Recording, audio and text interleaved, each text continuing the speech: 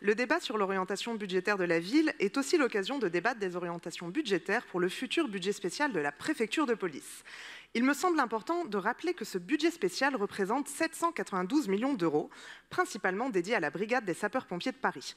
Et comme elle, je vais donc tâcher d'intervenir vite. Alors que la ville de Paris et la préfecture travaillent à faire évoluer la structure de ce budget spécial, il nous a été dit que les possibles évolutions ne seraient pas mises en œuvre pour le budget 2025. Nous en discuterons donc plus tard. J'en reviens à 2023. Notre débat intervient quelques jours après l'examen du PLF à l'Assemblée nationale, et c'est tant mieux, car je peux donc parler précisément de la dotation de l'État. C'est Florian Chauche, député et rapporteur spécial sur la mission sécurité civile, qui a alerté, en évoquant la stratégie court-termiste de l'État et en détaillant pourquoi les demandes de la brigade étaient légitimes, pourquoi l'État aurait dû accepter d'augmenter sa contribution à hauteur de 5 millions d'euros. Voilà une nouvelle carence de l'État et j'espère que cette fois-ci, chacune dans cet hémicycle acceptera de l'admettre.